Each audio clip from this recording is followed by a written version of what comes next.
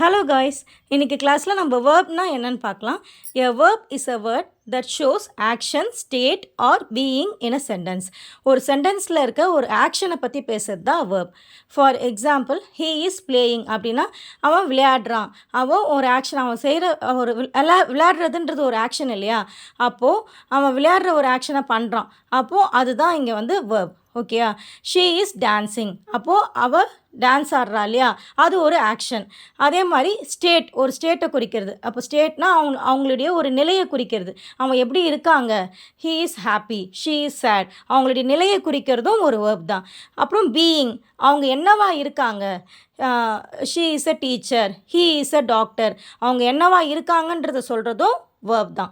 ஓகேவா. இதெல்லாமே ஒரு ஆக்ஷன், ஒரு ஸ்டேட் இல்லைனா பீயிங், இது எல்லாத்தையுமே சொல்கிறது வந்து ஒரு வேர்ப் தான். It tells what someone or something does, ஒருத்தவங்க என்ன பண்ணுறாங்க என்ன செய்கிறாங்கன்றது சொல்கிறது வேர்ப். இப்போ டைப்ஸ் ஆஃப் வேர்ப்ஸ் பார்க்கலாம். Action verbs, be verbs and helping verbs, இதெல்லாம் தான் டைப்ஸ். ஆக்ஷன் வேர்ப் பாருங்கள்.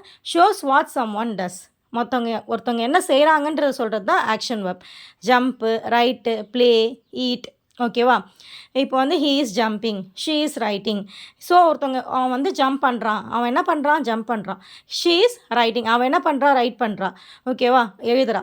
ஸோ இதெல்லாம் வந்து ஒருத்தவங்க என்ன செய்கிறாங்கன்னு சொல்கிறது வந்து action verb. Next be verb. It shows a state or condition, ஒரு நிலையை ஒரு கண்டிஷனை சொல்கிறது வந்து பி வேர்ப்.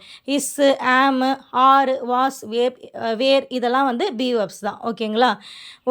ஒரு ஸ்டேட், அவங்களுடைய நிலை, என்ன நிலையில் அவங்க இருக்காங்க. ஹீ இஸ் ஹாப்பி, ஐ ஆம் சேட், அவங்க இந்த மாதிரி சோகமாக இருக்காங்க, சந்தோஷமாக இருக்காங்க, அவங்க நிலையை சொல்கிறது பி வேர்ப்.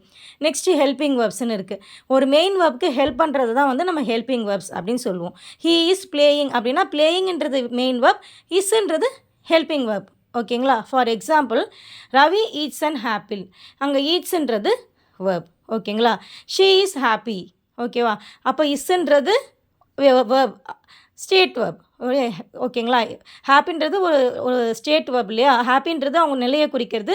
அப்போ இஸ்ன்றது state verb. He is playing, பிளேயிங்ன்றது அவங்க பண்ணுற ஆக்ஷனை குறிக்கிறது ஆக்ஷன் வேர்ப். அப்போ இஸ்ன்றது அந்த ஆக்ஷன் வேர்புக்கு ஹெல்ப் பண்ணுறதால இட்ஸ் அண்ட் ஹெல்பிங் வேர்ப். புரியுதுங்களா. ஸோ இந்த ஒவ்வொரு டைப் ஆஃப் வேர்பையுமே நம்ம அப்கமிங் கிளாஸஸில் தனித்தனியாக நம்ம கிளியராக பார்க்கலாம். இப்போதைக்கு உங்களுக்கு நான் மொத்தமாக ஒரு தடவை சொல்லிட்டேன். நம்ம கிளியராக நம்ம நெக்ஸ்ட் கிளாஸஸில் ஒவ்வொன்றா நம்ம பார்ப்போம். ஓகேங்களா. அதுக்கு என் வீடியோஸ், என்னுடைய சேனலை சப்ஸ்கிரைப் பண்ணி வச்சுக்கோங்க.